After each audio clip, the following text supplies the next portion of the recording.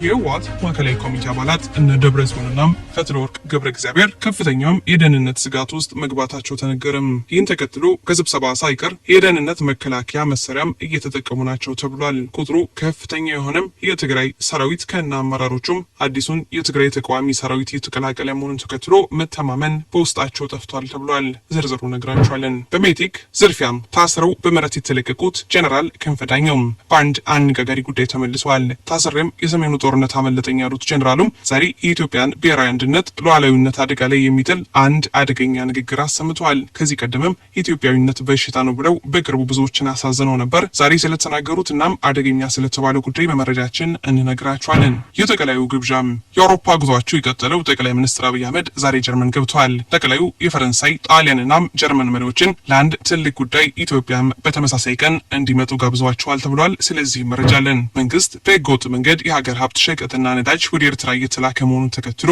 በድንበር ኬላም እርምጃ መውሰድ ጀምሯል ተብሏል። ስለዚህ መረጃ አለን። ወደ ዝርዝሩ አመራን። የህወሓት ማዕከላዊ ኮሚቴ አባላት እነ ደብረጽዮንና ፈትለወርቅ ገብረ እግዚአብሔር ከፍተኛ የደህንነት ስጋት ውስጥ በመግባታቸው የደህንነት መጠበቂያ መሳሪያዎችን መጠቀም ጀምረዋል ተባለ።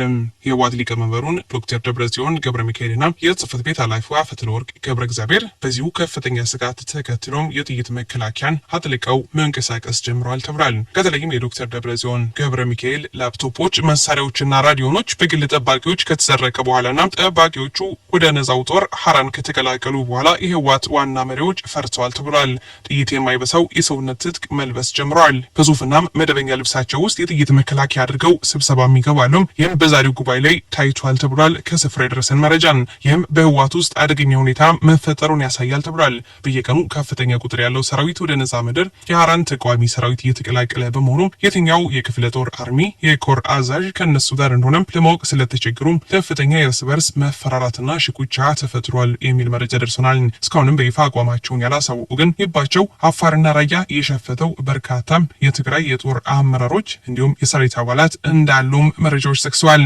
መንግስት በህገወጥ መንገድ የሀገር ሀብት ሸቀጥና ነዳጅ ወደ ኤርትራ እየተላከ መሆኑን ተከትሎ እርምጃ መውሰድ ጀምሯል ተባለን። ከአዲስ አበባ ተነስተው በአፋር በኩል የመዳረሻቸውን መቀሌና የተለያዩ የትግራይ ከተሞች እያደረጉን ይመጡ የነበሩ ከባድ ጭነቶች አፋር ላይ ቆመዋል ተብሏል። መንግስት በእነዚህ ኬላዎችም ከፍተኛ ቁጥጥር እያደረገ ነው የተባለ ሲሆን መኪኖቹም አዳይቱ በተባለ የአፋር ክልል አካባቢ ሲደርሱ በፌዴራል መንግስት ትዕዛዝ እንዲቆሙ ተደርጓል ብሏል። ጊዜው አስተዳደሩ እርምጃ መውሰድ ባልቻለበት እንደ ምግብ ኃይል ያሉ ጀነራሎች የኤርትራን ድንበር ከፍተው ሸቀጥ ምርት ነዳጅን ጨምሮ በርካታም የኢትዮጵያ ምርቶች ወደ ኤርትራ ወደ አስመራ እያሻገሩ ናቸው ተብሏል። በምስራቅ ትግራይ በኢሮብ በዛላምበሳ ሀገላ ታህታይ አዲያቦ ድንበሮች ክፍት ሆኗል የተባለ ሲሆን ህገወጥ ተግባራትም እየተፈጸሙ ነው። መንግስትም እርምጃ እየወሰደ ነው ተብሏል። ሜቴክን በመዝረፍ በምህረት የተለቀቁት ክንፈ ዳኘው ኢትዮጵያዊነት በሽታ ነው ብለው እንዳላጣጣሉት በተግባር ደግሞ ዛሬ አንድ አደገኛ ንግግር አሰምተዋል። ከኤርትራ ህዝብ ወይም ከህወሓት ጋር ለመገናኘት የሶስተኛ ወገን ፈቃድ አያስፈልገንም፣ እናም የትግራይ ህዝብናም የኤርትራ ፈቃድ ብቻ ይበቃል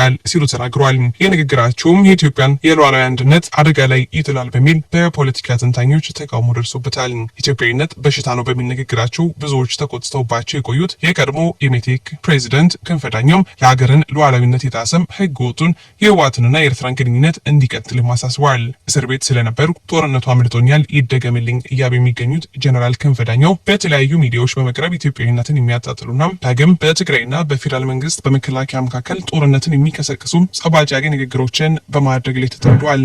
ፊልድ ማርሻል ብርሃኑ ጁላና ከፍተኛ የመከላከያ አመራሮች በሩሲያ ይገኛሉ። የኢፌዴሪ የጦር ኃይሎች ጠቅላይ ኤታማዦር ሹም ፊልድ ማርሻል ብርሃኑ ጁላ ወደ ሩሲያ ሞስኮ በማቅናት ሩሲያው ምክትል መከላከያ ሚኒስትር አሌክሳንደር ፎርሚን ጋር በወታደራዊና ደህንነት ጉዳዮች ዙሪያም ሰፊ ምክክር አካሂደዋል። የኢትዮጵያ አየር ኃይል ዋና አዛዡ ሌተናንት ጀነራል ይልማ መርዳሳም ከጦር ኃይሎች ጠቅላይ ኤታማዦር ሹም ፊልድ ማርሻል ብርሃኑ ጁላ ጋር አብረው ከተጓዙት የልዑካን ቡድን አባላት መካከል ይገኙበታል። ለኢትዮጵያም በርካታ ከባድ የጦር መሳሪያዎችን የምታቀርበው ሩሲያም በቅርቡ ኤስዩ-30 ዘመናዊ ተዋጊ ጀቶችን ለኢትዮጵያም ክቡራን ተመልካቾች ለሰዓቱ ያዝናቸው መረጃዎች በዚያው አበቁ። በሌሎች መረጃዎች ዳግም እስከምንመለስ በያለንበት ቸር ያሰማን። ሰላም ለሀገራችን፣ ሰላም ለዓለማችን። ኢትዮጵያችን ለዘላለም ትኑር።